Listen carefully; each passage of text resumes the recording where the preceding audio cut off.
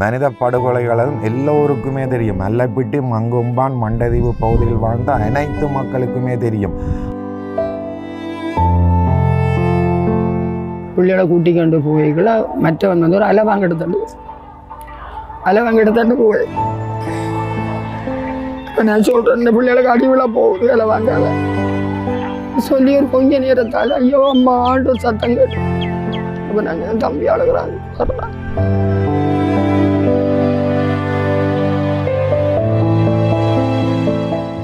மண்டதீவில் ஏற்கனவே மண்டதீவு 1ஆம் வட்டாரம் கிழக்கு தெரு முத்துமாரியம்மன் கோவிலுக்கு அண்மையில் ஏற்கனவே ஒரு கிணத்திலிருந்து 6 சடலங்கள் கைகள் கால்கள் கட்டப்பட்ட நிலையில் அகழ்ந்தெடுக்கப்பட்டது.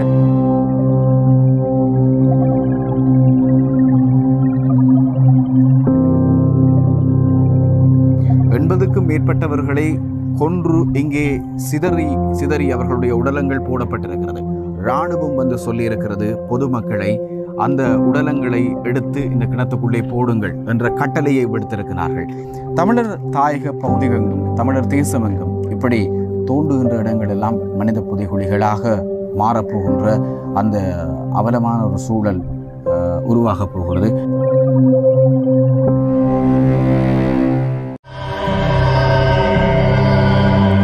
உண்மைகள் பேசட்டும். இங்கே மறைக்கப்பட்ட வரலாறுகளும் அழிக்கப்பட்ட குரல்களும் பேசுகின்றன.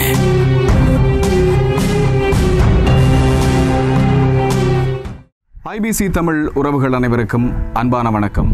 மற்றொரு காணொளி மூலமாக, குறிப்பாக உண்மைகள் பேசட்டும் நிகழ்ச்சி மூலமாக அனைவரையுமே சந்திப்பதில் மகிழ்ச்சியாக இருக்கிறது. உண்மைகள் பேசட்டும் நிகழ்ச்சி ஒவ்வொரு இடங்களிலும் இருக்கின்ற பல மறைக்கப்பட்ட வரலாறுகளையும் மறைக்கப்பட்ட குரல்களுடைய ஒரு பிம்பமாக நிகழ்ச்சி பல விடயங்களை உங்களுக்கு தந்து கொண்டிருக்கிறது. அந்த அடிப்படையில் இன்றைய நாளில் நாங்கள் மண்டதீவிலே நிற்கின்றோம். மண்டதீவிலே குறிப்பாக பல்வேறுபட்ட மனித உடலங்கள், மீட்கப்பட வேண்டிய மனித உடலங்கள், காணாமலாக்கப்பட்டவர்கள் எங்கே என்று தேடக்கூடிய தாய்மார்கள், அண்ணன்மார்கள், இப்படி நிறைய குடும்பங்களுடைய கண்ணீர் கதைகள் புதைந்திருக்கக்கூடிய ஒரு இடமாக இருக்கிறது. அந்த புதைந்திருக்கக்கூடிய இடங்களில் குறிப்பாக மனிதர்கள், அதாவது இங்கே வாழுகின்ற தமிழ் மக்கள் பாவனை செய்த கிணறுகளுக்குள்ளே பல மனித உடலங்கள் மீட்கப்பட்டு கொண்டிருக்கிறது அல்லது அடையாளப்படுத்தப்பட்டிருக்கிற வரலாறுகளையும் நிதர்சனமான உண்மைகளையும் நாங்கள் காணக்கூடியதாக இருக்கிறது.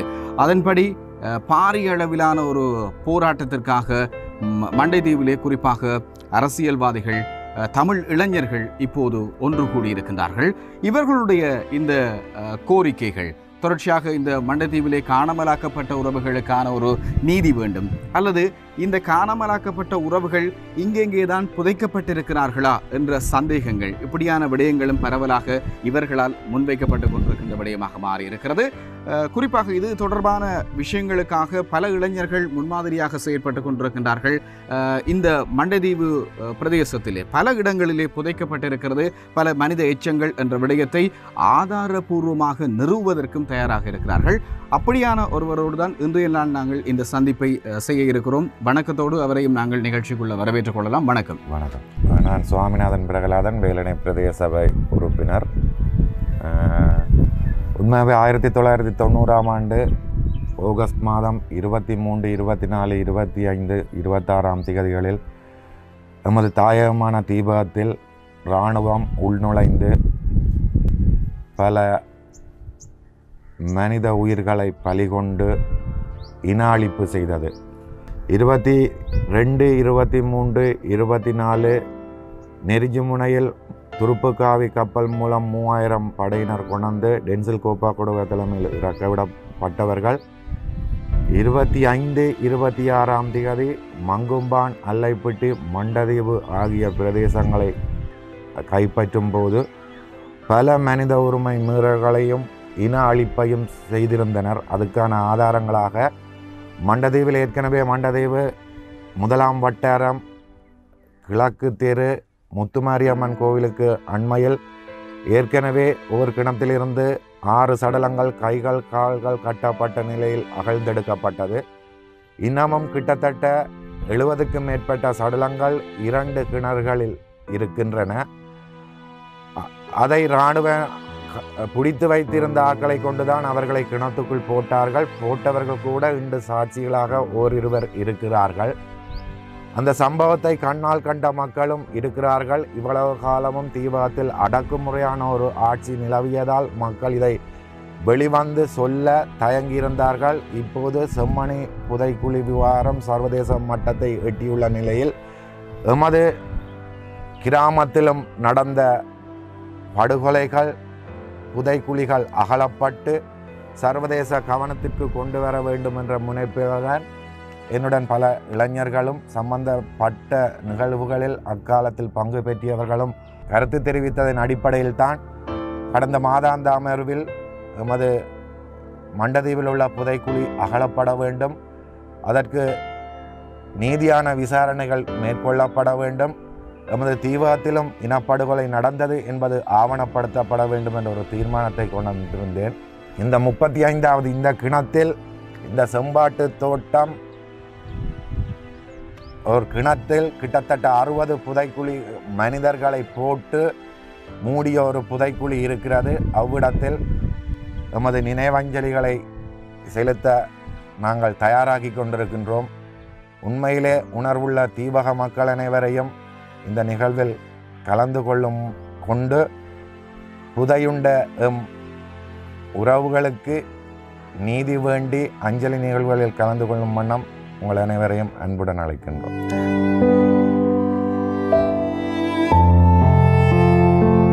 குறிப்பிட்ட இந்த கிணறு யாருடைய கட்டுப்பாட்டில் இருந்திருக்கிறது? 1990ஆம் ஆண்டு இராணுவம் மட்டும்தான் வந்தது. அதாவது நெருஞ்சிமுனையில் இறங்கி அந்த இராணுவ நடவடிக்கை கூட மேற்கொள்ளப்பட்டது. கோட்டை தமிழீழ விடுதலை புலிகளால் சுற்றி வளைக்கப்பட்டிருந்த வேளை 750க்கும் மேற்பட்ட இராணுவத்தினர் கோட்டைக்குள் முடங்கி இருந்தனர். அத்துடன் 3 வங்கிகளின் காசுகள் நகைகள், அரச வங்கிகளின் 3 வங்கிகளின் காசுகள் நகைகள் கோட்டைக்குள் இருந்ததனால் அந்த 750 பேரையும் காப்பாற்றி அந்த சொத்துக்களையும் எடுக்க வேண்டும் என்ற முனைப்பில் திடீரென நெருஞ்சி முனையில் டென்சில் கோப்பகடுவா தலைமையில் தரையிறங்கிய இராணுவத்தினர் தான் இந்த அட்டகாசங்களை செய்தனர். அதற்கு பின்னர் 91ஆம் ஆண்டுக்கு பின்னர் இப்பிரதேசம் கடற்படையினரின் பூரண கட்டுப்பாட்டில் இருந்தது. கடற்படையினர் விளையாடுகின்ற ஒரு மைதானமாக கூட இது யுத்தம் முடியும் வரை இருந்திருக்கிறது. டென்சில் கோப்பாகடுவா அவருடைய படைகள்லாம் இந்த அராஜகங்களை செய்திருக்கிறது. இது தொடர்பாக ஆதாரங்கள் இருக்கிறதா? அதாவது சாட்சிகளாக மக்கள் அந்த காலத்தில் வாழ்ந்தவர்கள் அல்லது இந்த நிகழ்வுகளை பார்த்தவர்கள் ஆதாரமாக மாறக்கூடிய சந்தர்ப்பங்கள் நிச்சயமாக நிறைய பேர் இருக்கிறார்கள். இந்த புதைக்குழி விவாதமும் இங்கே நடந்த மனித படுகொலைகளும் எல்லோருக்குமே தெரியும். அல்லப்பிட்டி, மங்கும்பான், மண்டதீவு பகுதியில் வாழ்ந்த அனைத்து மக்களுக்குமே தெரியும். அவர்கள் கண் முன்னால் தான் இது நடந்தது. ஆனால் இவ்வளவு காலமும் அடக்குமுறையான ஒரு ஆயுத குழுவின் அடக்குமுறையான ஆட்சி அதிகாரம் தீவிரத்தில் இருந்தபடியால் அவர்கள் தமது உயிருக்கும் அச்சுறுத்தல் வரும் என்று சொல்ல பயந்தார்கள்.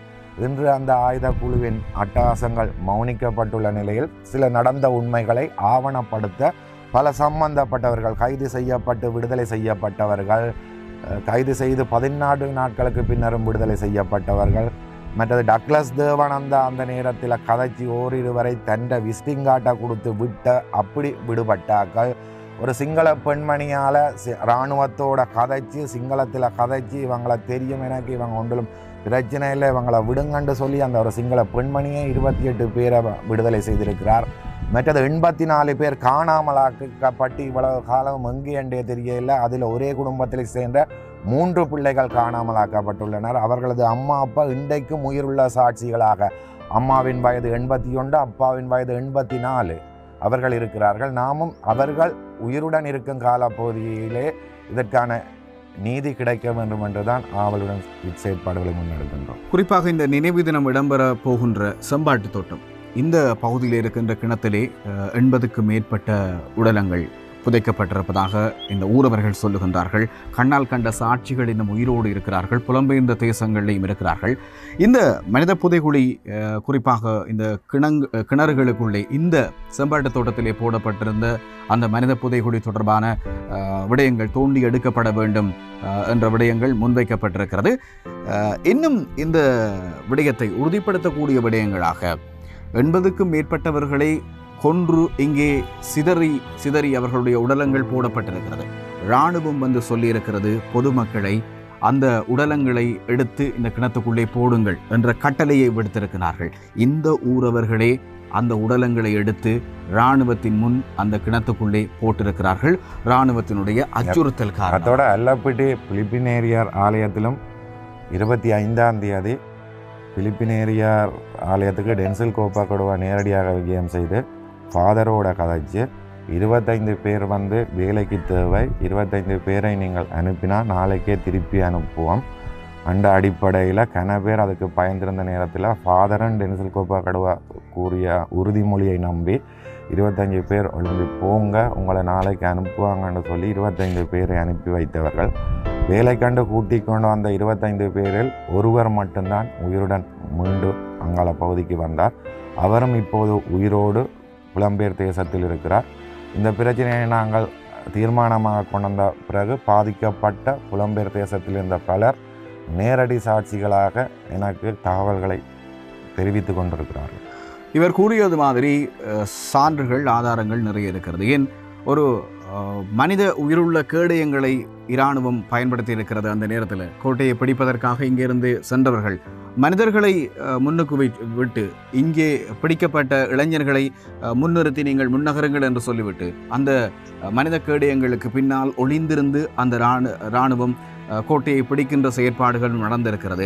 அது மாத்திரம் இல்லாமல் அப்பாவி இளைஞர்கள் இந்த மண்டதீபம் கைது செய்து விட்டோம் என்று இராணுவம் அறிவித்தவுடனே டென்சில் கோப்பாக்கடுவா உடனடியாக மண்டதீவுக்கு வர்ற நேரம் வேலை கன்றும் கைது செய்து வைத்தவர்களையும் தான் இவர்கள் விடுதலை புலிகள் என்று அவருக்கு காண்பித்திருக்கிறார்கள்.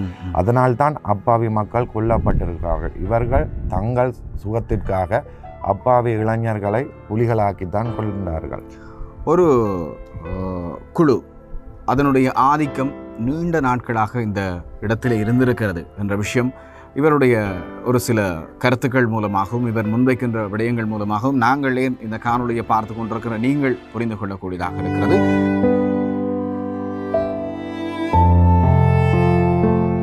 மண்டைதீவிலே புதைக்கப்பட்டவர்களுடைய மற்றும் ஒரு சாட்சியாக அந்த நேரத்தில் என்ன மாதிரியான நிலவரங்கள் என்ன மாதிரியான பதிவுகள் பதிவாகி இருக்கிறது என்பதை எங்களோடு பகிர்ந்து கொள்கிறார். வணக்கம் ஐயா. வணக்கம். வணக்கம். அந்த நேரம் 90ஆம் ஆண்டு காலப்பகுதிகள் எப்படியான நிலவரங்களாக இருந்தது? இந்த பூமி மண்டதீவு பிரதேசம் எப்படியான சூழல் இருந்தது? நாங்கள் வந்து இங்கே வந்து இராணுவத்தை வந்து இடம்பெயர்ந்து அதுபடி பிரதேசத்துக்கு தான் போயிருந்தாங்க. போய் அங்கேருந்து அதுபடி பிரித்தியாவில் இருக்குதாங்க, அதுதான் ஒரு வீட்டில் தங்கி வச்சாங்க. இப்போ அந்த 25ஆம் தேதி பின்னேரம் இராணுவம் வந்து ஊராத்துலேருந்து முன்னறிக்கணும் வந்து. அப்போ நாங்கள் வந்து எல்லா ஆக்களும் வந்து பிரித்தியாக இருக்கிட்டாங்க. அது வந்து நின்றுறாங்க. நின்றுட்டு நாங்கள் இரவு வந்து நாங்கள் 12-1 மணி இருக்கு. நாங்கள் மண்டலிக்கு வந்து எங்களை ஊருக்கு வந்து எங்களை துறைமுகத்துக்கு இருந்தாங்க. அதனால நாங்கள் யாழ்ப்பாணம் போயிட்டோம். அப்போ விடிய தான் திருப்பி தான் கேள்விப்பட்டிருந்தோம். விடியப்புறம் நாங்களும் போய் இறங்குறோம், இங்கே அடி விடுது. இப்போ அதுக்கு பிறகு தான் எல்லாப்படியில் முழு மக்களையும் கொண்டு ஒதுக்கி திருப்பியாக வெளில வைத்து தான் அதில் வந்து ஆக்களை பிடிக்கும். அந்த தேவாலயத்தில் வைத்து தான் இனம் காணப்பட்டார்கள். யார் யார் பிடிபடக்கூடிய நபர்கள் என்று அது என்ன தலையாட்டி மூலமாக இனம் காணப்பட்டார்கள் அல்லது எழுந்தமானத்துக்கு? அது வந்து முதல்ல வந்து இளைஞரை பிடிக்கிறது தங்களை வேலைக்கு தான் கூப்பிட்டாங்க. வேலை கண்டுபிடித்தாங்க. 2 ஆக்களை கூப்பிட்டாங்க. மிச்சாக்களை வந்து திருப்பி பின்னேறமாக தான் அடிவாடு மணி 25ஆம் தேதி பின்னேறி தான் முழு பேரும் பிடித்து இரவு வந்து இங்கே கொண்டு வந்துக்கணும். அந்த தேவாலயத்துக்கு அருகிலே ஒரு சனசம நிலையம் இருந்திருக்கிறது, இளைஞர்களுடைய அமைப்பு இருந்திருக்கிறது. அதிலே கொஞ்சம் பேர் தடுத்து வைத்திருந்திருக்கிறார்களாம். அந்த சூழல்கள் எப்படி பதிவாக இருந்தது? நாங்கள் கேள்விப்பட்டோம். அங்கே தான் கொண்டு வந்து அவையை கொண்டு பிடிச்சு கொண்டு வந்து அங்கே தான் கொண்டு வச்சிருந்தேன். அந்த அது வந்து பிடிச்சு கொண்டு ஆகல இங்கே வந்து 26ஆம் தேதி காலமாக வந்து எல்லா வீடுகள் எல்லாம் வந்து இந்த கிணத்துக்கு கொண்டு போட்டே வந்து நாங்கள் கேள்விப்பட்டோம். அவர்களை போட்டார்களா அல்லது கொல்லப்பட்டவர்களை போட சொல்லி அவர்களை இங்கே கொண்டு விட்டார்கள்? அவர்களால் தான் இதை கொண்டு தூக்கி எடுத்து போட்டேங்க நாங்கள் கேள்விப்பட்டோம். அப்படியான பதிவுகளும் பதிவாகி இருக்கிறது.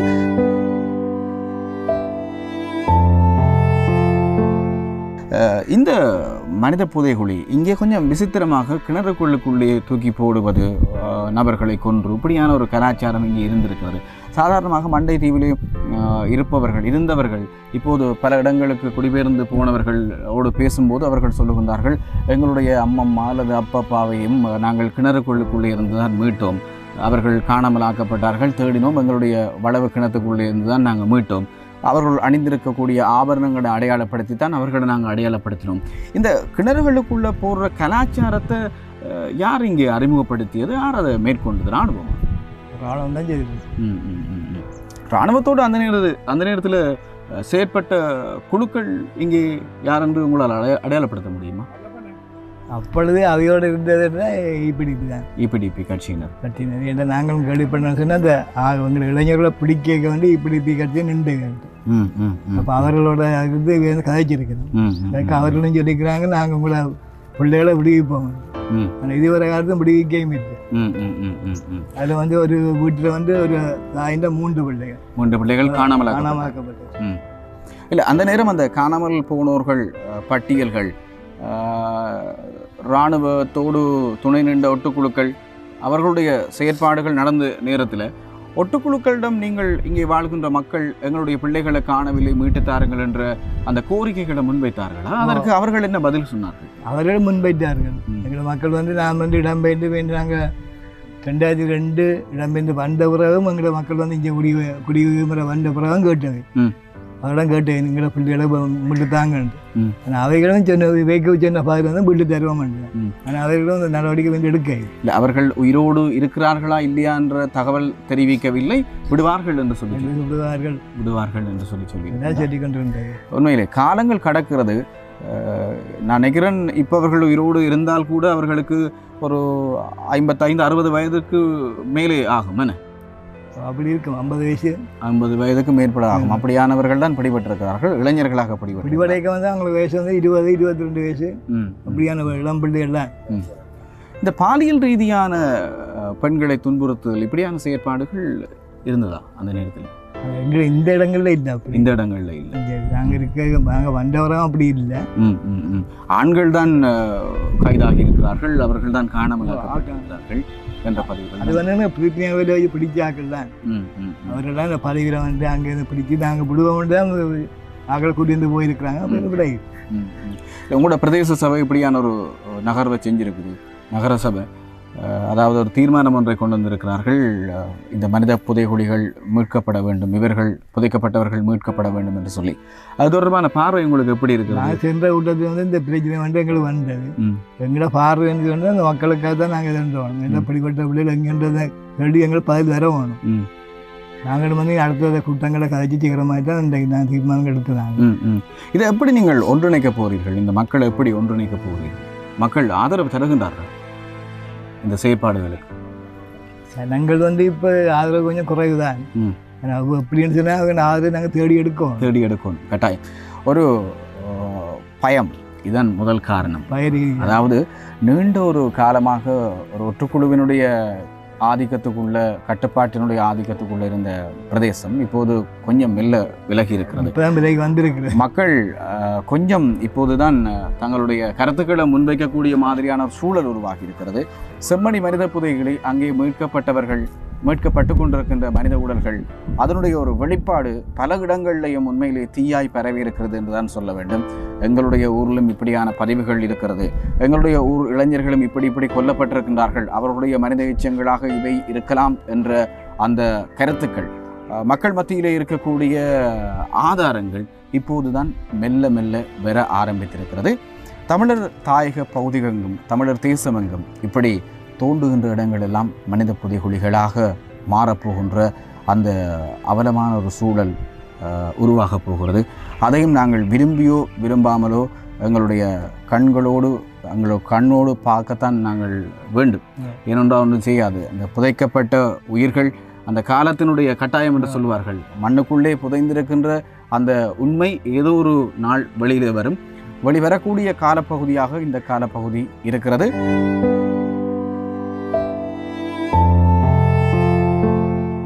இராணுவம் 3 வகையாலையும் வந்து நாங்கள் கோயிலில் இருக்க வந்து 2 அதில் 15 வயசுக்கு உட்பட்ட ஆக்களையும் 40 வயசுக்கு உட்பட்ட ஆக்களையும் எழுப்பி கொண்டு போய்க்கு இந்த மகன் தகப்பனோட இருந்தவர்.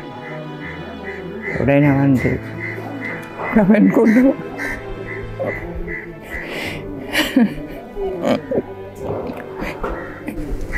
தலையில் பிடிச்சி மயிலில் பிடிச்சி தான் எழுப்பி கொண்டு போனவன். அவர் தகப்பன் ஐசி பொக்கெட்டுக்கு இருந்தது. ஐசி விட்டு கொடுக்க அவர் கையில் மூலத்தை தகப்பன் அது கூட போயிடல. பிறகு நாங்கள் அந்த முகாமில் இருந்து திரிய சொன்னான் 25 பிள்ளைகளை வேலைக்கு கொண்டு போயிருக்காங்க. சரி,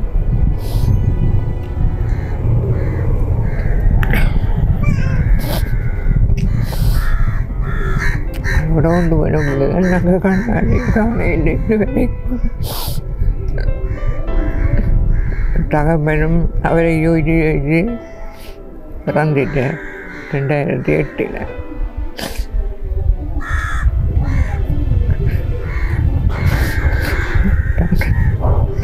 எல்லா இடம் பரிசீலிச்சுட்டு நாங்கள் திரியறதான் போகிறதான். கொழும்பு, மன்னார், வவுனியா, HRC எல்லா இடமும் கடிதங்கள் வந்த உடனே குடிக்கணும். அரசு சார்பானாக்கள் என்ன உங்களுக்கு பதில் சொன்னது? உங்களோட மகன் சொன்னாங்க அவை என்னையா சொல்கிறது? அவை ஒன்றுமே சொல்ல இல்லை. ஆனால் உப்பு கடந்த டாக்டர் சேவா அவர்கிட்ட நாங்கள் நேரடியாக போய் கதை கேட்க சொன்னவர், உங்களோட பிள்ளைகளாம் எல்லா குட்டிகளை வச்சுருக்கிறோம், நாங்கள் விடுவோம் என்று தான் சொன்னேன். எல்லா குட்டியில் வச்சிருக்கீங்கன்னு சொன்னேன். அது 91 அப்படியா? விடையும் இல்லை, அவரை சந்திக்கவும் இல்லை. நாங்கள் இந்த அவர்கிட்ட திரிகிறதா நாங்கள் அவர் நேரடியாக சந்திக்க இல்லை. உங்களுக்கு எத்தனை வயசு? 82. அவரை கொண்டு வைக்க 19 வயசு.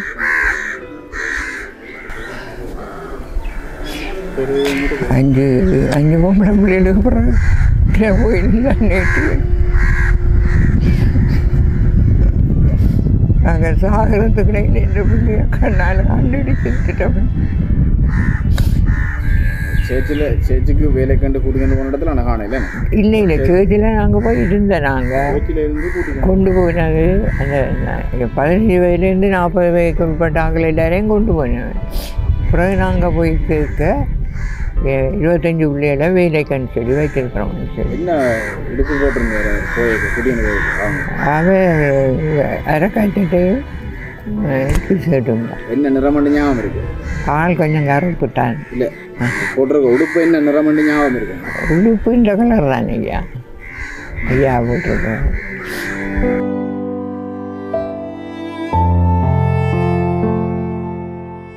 நாங்கள் இரவிரவாக நாங்கள் செல் அடிக்க கோயிலடியெல்லாம் போயிருந்தோம். நாங்கள் இது திரும்பி வீட்டை வந்தோம். நாங்கள் வீட்டை வந்துட்டு பிறகு கண் போட்டு அடித்தா போல் திரும்பி கோயில் அடிக்க ஓடிட்டு அந்த 25ஆம் தேதி அங்கேயே அங்கே இருந்துட்டு திரும்பி வந்து இங்கே வர முடியாமல் போயிட்டது. அதில் பக்கத்தில் ஒரு வங்கரில் ஓடி போயிருந்தோம். அதில் 2-3 பிள்ளை ஒரு 3 குடும்பம் ஒன்றடியாத்தான் வரக்கடையில் இருக்கிறாவே 1 குடும்பம் ஒன்றடியாத்தான் அங்கே இருந்தோம். நாங்கள் இருந்தும் இரவிரவாக இருந்து பார்த்தோம். இராணுவம் வந்துட்டு இறங்கிட்டு இறங்கினா எங்களை பங்கருக்கு மேலால் நிற்கணும். கவுலை கிடந்தது, கவுலைக்கு மேலால் சடபடன்னு சத்தம் கேட்டால் போல் இந்த மகன் 7 பொம்பளை பிள்ளை இந்த மடியில் கிடந்தார். அவர் குளற நான் வாயை பொத்தி பிடிச்சிட்டேன். மேலே நிற்கிறாங்களே ஏகத்தம் போடாதேன்ட்டு நம்ம அதோட எல்லாரும் சேர்ந்து அண்ணா சத்தம் போடாதுன்னு சொல்லி மற்ற பிள்ளைகளெல்லாம் வாயை பொத்தி பிடிச்சாங்களே சத்தம் போடு. சாமத்தில் சொன்னார், அம்மா என்ன கூட்டி கண்டு ஐயாட்ட சொல்லம்மா பக்கத்தில் ஒரு வீட்டுக்கு விடம்மா நான் ஓட போகிறேன் மட்டும் சொன்னேன். இப்போ நான் சொன்னேன், ஐயா ஓடினாலும் சுத்த வர நிற்கிறாங்க, நீ ஓட மாட்டேன்னு சொல்லி அப்படி இல்லைன்னு வெளியேறி உருண்டு போய் அருளம்மா வீட்டுக்குள்ள அருளம்மா வீட்டு ஒரு பக்கத்தில் இருந்தது அந்த வீட்டுக்கு போயிட்டேன். இப்போ நாங்கள் பிள்ளையை தேடி நாங்களும் துட்டாச்சு ஒரு 2 வீட்டு போயிட்டோம். 3 குடும்பம் உண்டா போய் அதுக்காக நின்றோம். நாங்கள் இருந்தனாங்க தம்பியும் அவரோட புருஷனும் மேலே ஒரு திராந்து மாதிரி இருந்தது. அதில் ஒரு இருந்தவை விடியப்புறம் அந்த வீட்டுக்குள்ள 2 பேர் வர்த்தக்காரர் இருந்தவர் வயசு போன ஐயா மாமி வந்து அவன் சுருட்டு பத்திரத்துக்கு எரிவு பட்டியை தட்டி விட்டேன்.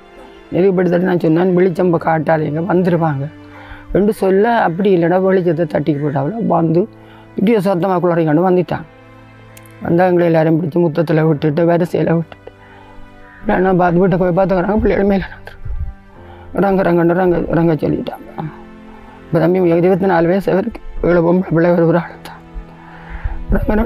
அந்தபடி எனக்கு 5 பிள்ளைகள் உறங்கிட்டு மற்றபடி எனக்கு வயிற்றில் குழந்தை 4 மாதம் 5 மாதம் குழந்தை எல்லோரும் கொண்டாத்தான் இருந்தேன் நான் இருந்தாலும் அப்புறம் வெளியில் விழுந்து எங்களை வரிசையில் விட்டுட்டு பிள்ளைய வந்து நெஞ்சு அடிச்சு நெனியில் அடி பிடிச்சிட்டு அப்போ தகப்பன் ஓடி போய் மற்ற 2 பேரும் பிடிக்கணும் இராணுவம் தகப்பன் ஓடி போய் கேட்டால் ஐயா எனக்கு 7 பொம்பளை பிள்ளை ஒரே ஒரு படி அவரை விடுங்க ஐயாண்டு காலில் விழுந்து முழங்காலில் இருந்து காலில் விழுந்து கும்பிட்டு கேட்க அடித்து விட்டாங்க சம்பத்து காலால் உருண்டு போய் அங்கால விழுந்து எழுப்பி கிடந்து குளற எங்களை பிள்ளைகளை கூட்டி கொண்டு போய்களை மற்றவன் வந்து ஒரு அலை வாங்க எடுத்தாண்டு போய்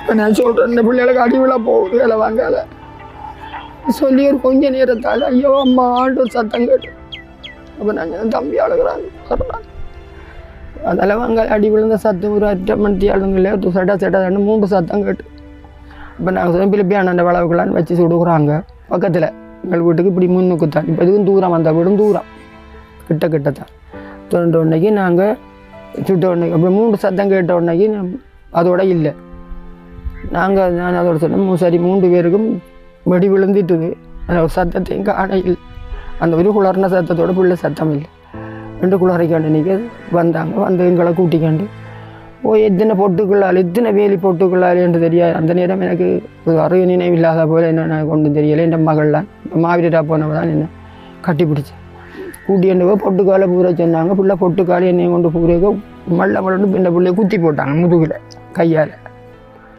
பொம்பளை பிள்ளை குத்தையும் வேண்டி கொண்டு போய் வயலுக்களால் கொண்டு போய் பேந்து திருப்பி கொண்டு வந்து கோயில் வளவுக்களால் கொண்டு பேருந்து திருப்பி வயலுக்களால் கொண்டு வந்து அப்படியே சுற்றி ஆள் கொண்டு போய் தெரியாத மாதிரி கொண்டு வந்து அரை வீட்டுக்களை கொண்டு போய் சுவாமியின் அரை வீட்டுக்களை கொண்டு போய் அப்படி ஆடு மாட்டை தள்ளி விட்டாங்க எல்லோரும் ஆளையாட போய் எல்லாம் கூப்பிட்றாங்க அந்த அதுக்குள்ளே ஆக்கள் இருக்கணும் எங்களோட திரையசாவன் சேவியர் சிறிய மகனையும் அதுக்கு முதல் இந்த அரை வீட்டில் வச்சு அவையும் சுட்டாச்சு அன்றேனே திரையசாவை 3 பேரையும் சுட்டாச்சு இந்த மக்கள் போய் கேட்டுக்களை சமையன் அது விட்ட சமையனாக கிடக்கு அம்மா அண்ணா இந்த கிடக்கிற மாண்டு கூடாது நான் இது சேவியர் அண்ணா எங்களுடைய அண்ணாவே அங்கே தான் வச்சுருப்பாங்க பில்பியான வழக்கான்னு வச்சுருப்பாங்கன்னு சொல்லிட்டு இருக்கு வந்து கத்திக்கன்னு கிடக்குறோம்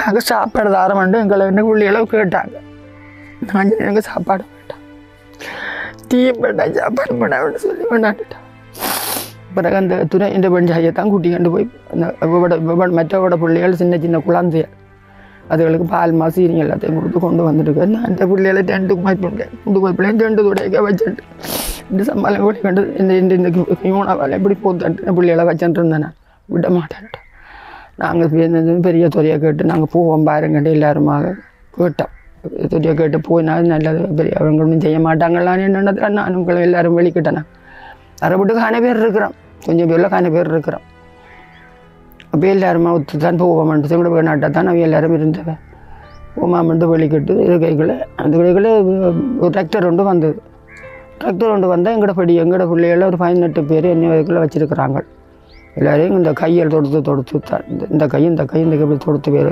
வச்சுக்கிறாங்க நல்லவே முடிச்சாக்கள் ஒரு ஆள் தான் முடியாதபடியாக இப்படியே கொண்டு வந்தாங்க கொண்டு வந்த மாதிரி பிலிப்பியான அந்த வளவுக்குள்ளோட நாங்கள் ஓடி வந்து கேட்டுக்கரண்டு பார்த்தோம் கோயில் வளவுக்கு அரை வீட்டு கேட்டுக்கரண்டு ஓடி வந்து பார்த்தா இப்படி காலையில் ஒரு ஆள் என்னை படி வச்சுட்டேன் இந்த பிள்ளைகிட்ட சரத்த நிறத்தெல்லாம் நான் பிடிச்சிட்டேன் காலையில் ஒரு ஆள் தலையில் இப்படி எறிஞ்சாங்க நாங்கள் பார்த்த குளர அவர் பின்னுக்கு நின்றவன் எங்களை வந்து பொல்லால் பெல்லு மாதிரியை கொண்டு வந்தால் நான் கொண்டு வந்து சத்தம் போடப்படாண்டு சொன்னாங்க நாங்கள் அரை வீட்டுக்கு ஓடிட்டோம் அப்படி அந்த 3 பேரையும் அதுக்கு தூக்கி போடைகளை வடிப்பை பார்த்தேன்னு நின்றுட்டேன் நாங்கள் ஆனால் கொண்டு வந்து இஞ்சால கொண்டு வந்துட்டாங்க எங்கே போட்டாங்கன்னு எங்களுக்கு தெரியாது அப்படியே இருந்து நாங்கள் இது பின்னேறம் போல்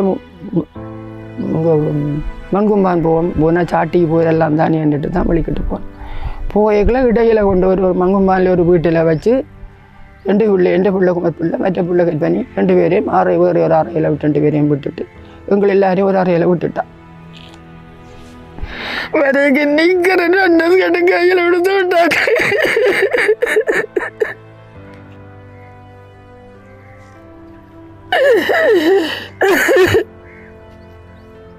பக்கத்துக்காக நாங்கள் விட்டு கதைக்கல. அப்படியே விட்டாட்டாங்க. அப்படியே சாட்டிக்கு போயிட்டோம். சாட்டியில் மண் கும்பான் தான் போட்டாங்க. சாட்டிக்கு நாங்கள் அப்போ போகல.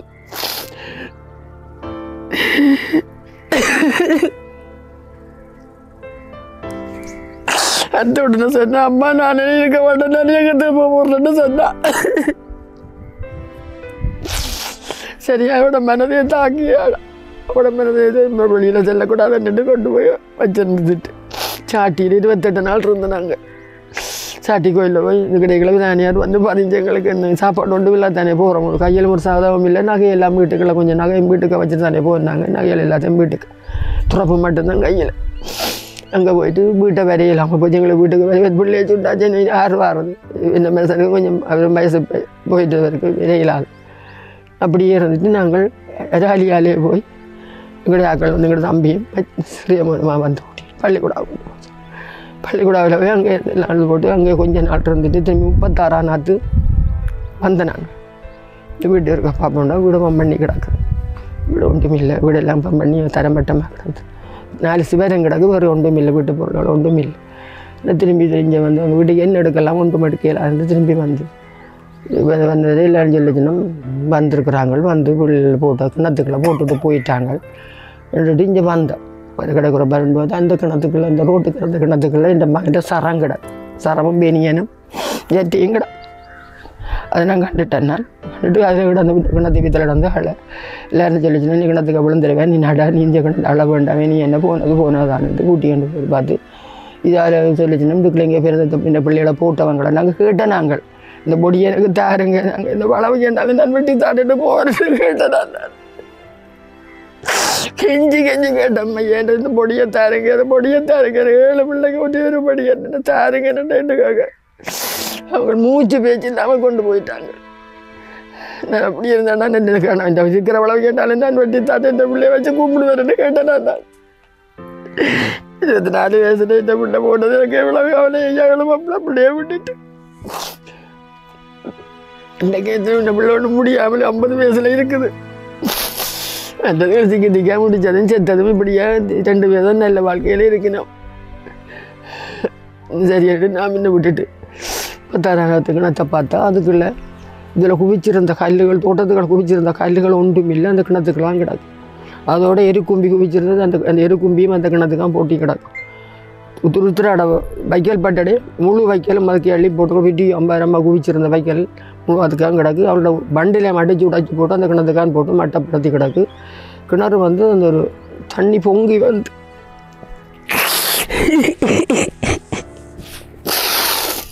தண்ணியெல்லாம் பொங்கி வந்து மனமாக இருந்தது.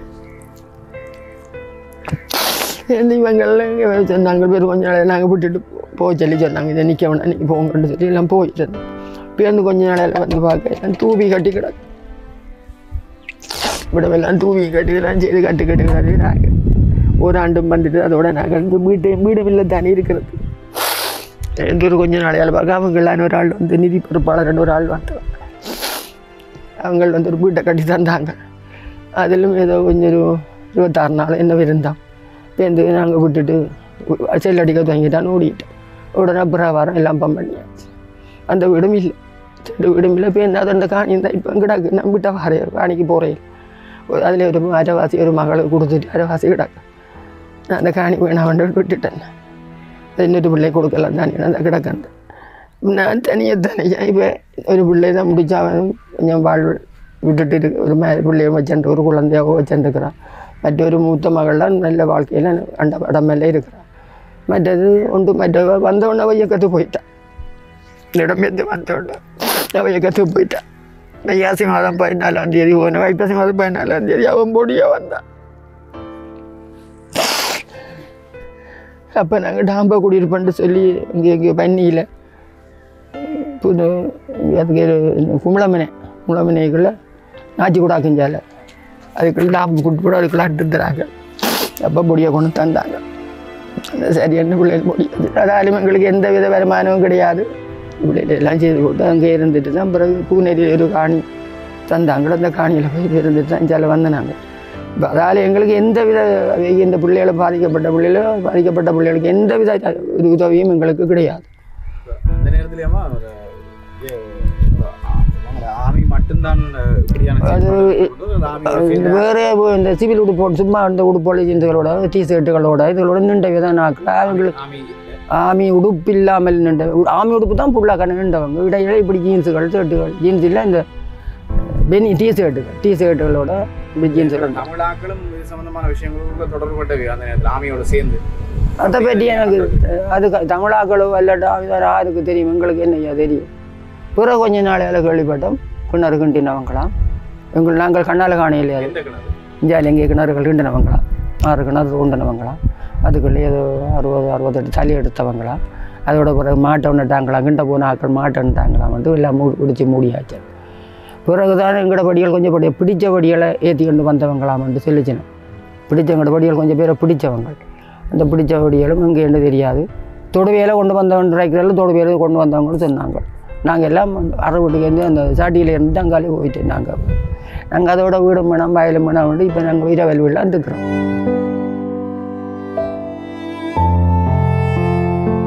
தீவகம் மிகப்பெரிய அளவிலான இந்த அரசியல் பின்புல கட்டுப்பாடுகளுக்குள்ளே மண்டைதீவு, அனலதீவு, அதே மாதிரி நெடுந்தீவு, இப்படியான விஷயங்கள், இப்படியான தீவுகள் ஒரு கட்சியினுடைய கட்டுப்பாட்டுக்குள்ளே இருந்து இந்த கட்டுப்பாடுகள் இப்போது உடைத்தெறியப்பட்டிருக்கிறது. அந்த கட்டுப்பாடுகளுக்குள்ளே இருக்கும்போது அவர்களுக்கு இழைக்கப்பட்ட அநீதிகள், அந்த குரல்கள் வெளியிலே வர வேண்டும் என்று இப்போது இருக்கின்ற இளைஞர்கள், குறிப்பாக அரசியல்வாதிகள் எழுந்திருக்கிறார்கள், கிளர்ந்திருக்கிறார்கள். இது உண்மையிலே விசாரணை செய்யப்பட வேண்டும்.